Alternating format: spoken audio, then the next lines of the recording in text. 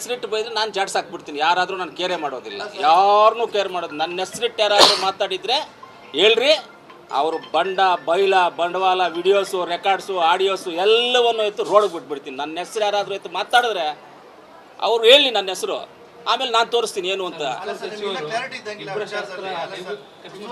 ಯಾರ ಇಬ್ಬರು ಶಾಸಕರು ಯಾರು?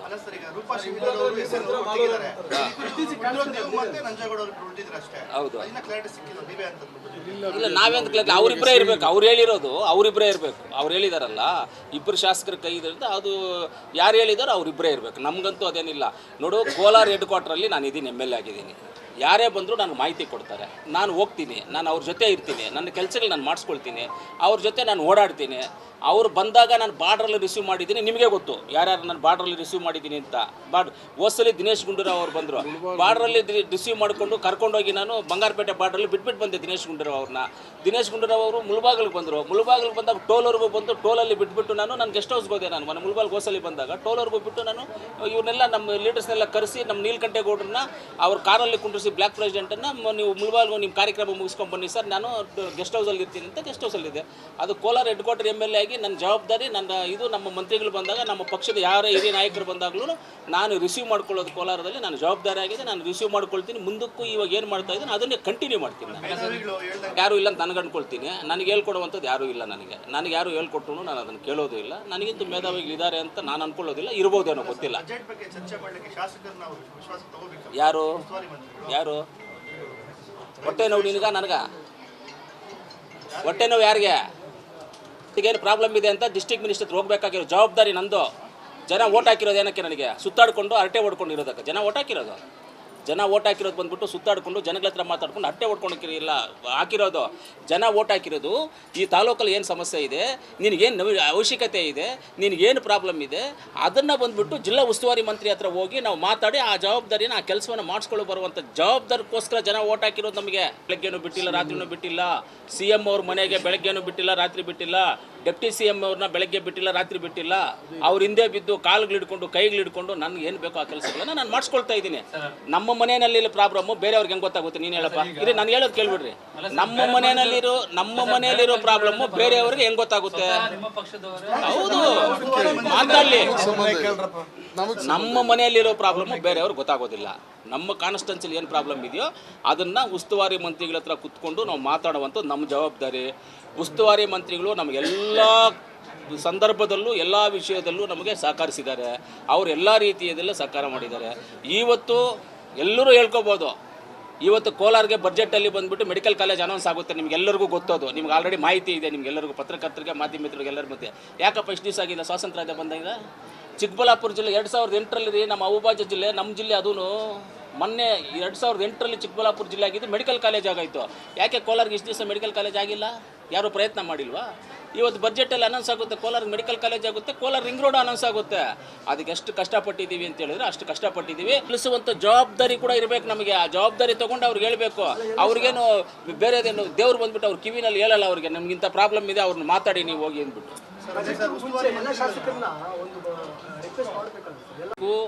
ಚುನಾವಣೆ ಆಗೋದಕ್ಕೆ ಅಡ್ಡಗಾಲು ಹಾಕಿರೋದು ಯಾರು? ಚೆನ್ನಾಗಿ ಅರ್ಥ ಮಾಡ್ಕೊಳ್ಳಿ. ನಾನು ಹೇಳ್ತೀನಿ, ಕ್ಲೀನಾಗಿ ಅರ್ಥ ಮಾಡ್ಕೊಳ್ಳಿ. DCC ಬ್ಯಾಂಕ್ಗೆ ಎನ್ಕ್ವೈರಿ ಮಾಡೋಕ್ಕೆ ಅಂತ ಸರ್ಕಾರದಿಂದ ಒಂದು ಆದೇಶ ಆಗುತ್ತೆ. ಏನು ಎನ್ಕ್ವೈರಿ ಮಾಡಿ ಅಂತ. ಎನ್ಕ್ವೈರಿಗೆ ಯಾರನ್ನಾದರೂ ಒಬ್ಬನ ಅಪಾಯಿಂಟ್ ಮಾಡಿದಾಗ ಅದ್ರ ಮೇಲೆ ಹೋಗಿ ಸ್ಟೇ ತರ್ತಾನೆ. ಯಾವುದ್ರ ಮೇಲೆ? ಎನ್ಕ್ವೈರಿಗೆ ಒಂದು ಮನುಷ್ಯನ ಹಾಕ್ತಾರಲ್ಲ, ಯಾರೋ ಒಂದು ಆಫೀಸರ್ನ ಹಾಕ್ತಾರೆ, ಅದ್ರ ಮೇಲೆ ಸ್ಟೇ ತರ್ತಾನೆ.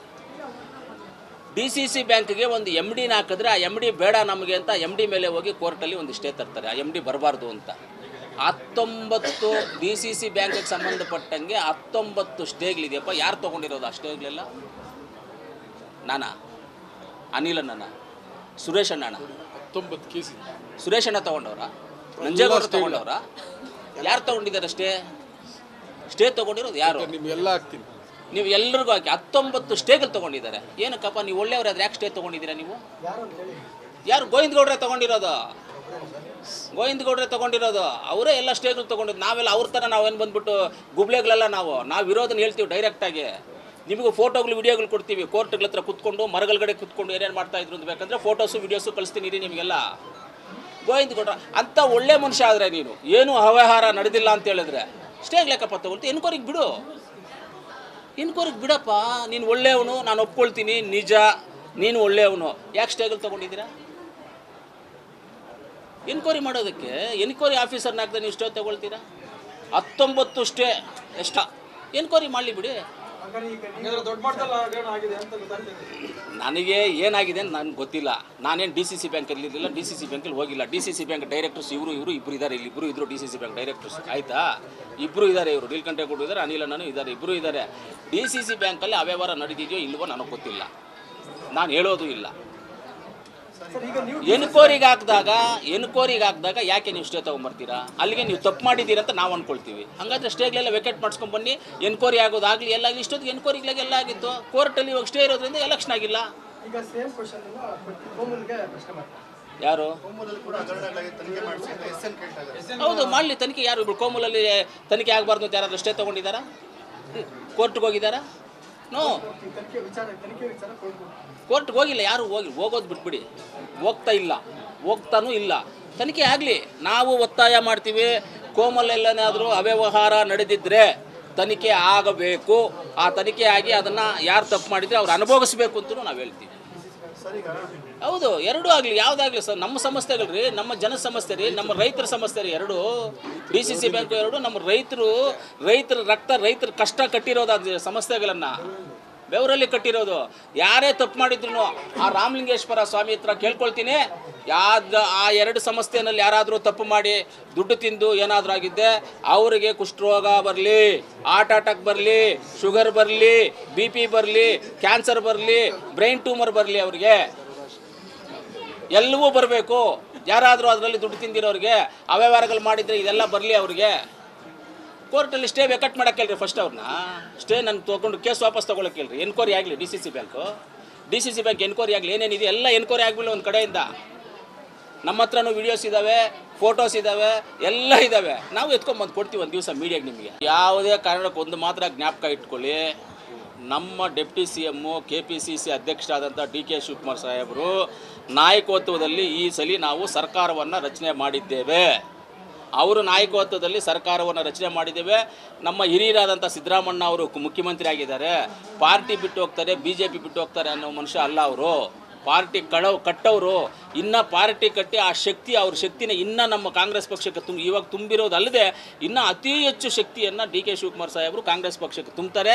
ನೀವು ಮಾಧ್ಯಮದವರು, ಪ್ರಿಂಟ್ ಮೀಡಿಯಾ, ಎಲೆಕ್ಟ್ರಾನಿಕ್ ಮೀಡಿಯಾ, ನೀವು ಅವ್ರು BJPಗೆ ಹೋಗ್ತಾರೆ, ಅಲ್ಲಿ ಹೋಗ್ತಾರೆ, ಇಲ್ಲ ದಯವಿಟ್ಟು ಹಾಕಬೇಡ್ರಿ. ಅದೆಲ್ಲ ಸುಳ್ಳು ಮಾಹಿತಿಗಳು. ಯಾರು ಸಾಧ್ಯತೆ? ಕಾಂಗ್ರೆಸ್ ಸೇರ್ತಾರೆ ಅಂತ ಸಾಧ್ಯತೆ ಇದೆ ಅಂತ ಹೇಳಿರ್ತಾರೆ ನೀವು. ಶ್ರೀರಾಮುಲು ಕಾಂಗ್ರೆಸ್ ಸೇರ್ತಾರೆ ಅಂದ್ಬಿಟ್ಟು ಇಷ್ಟು ದಿವಸ ನೀವೇ ಹೊಡೆದ್ರಲ್ಲ ಟಿವಿಗಳಲ್ಲಿ. ಸೇರಿದ್ರೆ ಕಾಂಗ್ರೆಸ್ಗವರು? ಶ್ರೀರಾಮುಲು ಹೇಳೋದು ಅದೆಲ್ಲ ನಂಬೇಡಿ, ಯಾರು ಹೇಳಿದ್ದು ನಂಬೇಡಿ. ನೀವು ಬೇಕು ಅಂದರೆ ಡೈರೆಕ್ಟಾಗಿ ನಮ್ಮ ಡೆಪ್ಟಿ CM DK ಶಿವಕುಮಾರ್ ಸಾಹೇಬ್ರು ಏನು ಹೇಳ್ತಾರೆ ಅದನ್ನು ಕೇಳಿ, ಅವ್ರನ್ನೇ ಕೇಳಿ. ಅವ್ರ ಪಕ್ಷ ಕಟ್ಟಿರೋರು ರಾತ್ರಿಗಳು ನಿದ್ದೆ ಇಲ್ಲದೆ ಪಕ್ಷ ಕಟ್ಟಿದ್ದಾರೆ. ನಿದ್ದೆ ಹೋಗಿಲ್ಲರವರು ಬರೀ ಕಾರುಗಳಲ್ಲೇ ನಿದ್ದೆ ಹೊಡ್ಕೊಂಡಿಟ್ಬಿಟ್ಟವ್ರೆ. ಅಂಥ ಪಕ್ಷ ಕಟ್ಟೋರು ಪಕ್ಷ ಬಿಟ್ಟು ಹೋಗ್ತೀನಿ ಅಂತ ಹೇಳ್ತಾರೆ. ಯಾರನ್ನ ನಂಬೋ ವಿಚಾರಣ ಇದು? ನಂಬೋ ವಿಚಾರಣೆ ಅಲ್ಲ ಇದು. ಏನೂ ಇಲ್ಲ, ನಡವಳಿಕೆ ತುಂಬ ಚೆನ್ನಾಗಿದೆ, ಆರಾಮಾಗಿದ್ದಾರೆ, ಒಳ್ಳೆ ನಡವಳಿಕೆ ಇದೆ ಕಾಂಗ್ರೆಸ್ ಪಕ್ಷದಲ್ಲಿ. ಅವ್ರ ಶಕ್ತಿ, ಅವ್ರ ಬಲ ತುಂಬ ಇದೆ. ಈವರೆಗೆ ಅವ್ರ ನಾಯಕತ್ವದಲ್ಲಿ ನಾವು ಕಾಂಗ್ರೆಸ್ ಪಕ್ಷ ರಚನೆ ಮಾಡಿದ್ವಿ. ಮುಂದಿನ ದಿನಗಳಲ್ಲಿ ಅವ್ರ ನಾಯಕತ್ವದಲ್ಲಿ ಕಾಂಗ್ರೆಸ್ ಪಕ್ಷವನ್ನು ನಾವು ತರ್ತೀವಿ. ಯಾರೂ ಬದಲಾವಣೆ ಆಗಲ್ಲ. ಕೊತ್ತೂರು ಮಂಜುನೂ ಬದಲಾವಣೆ ಆಗಲ್ಲ, ಅನಿಲ್ ಅಣ್ಣನೂ ನಾನು MLA ಆಗಿರ್ತೀನಿ, ಅವ್ರು MLC ಆಗಿರ್ತಾರೆ, ಅವ್ರು CM ಆಗಿರ್ತಾರೆ, ಅವ್ರು ಡೆಪ್ಟಿ CM ಆಗಿರ್ತಾರೆ. ಕಾಂಗ್ರೆಸ್ ಪಕ್ಷದಲ್ಲಿ ಯಾವುದೂ ಗೊಂದಲ ಇಲ್ಲ.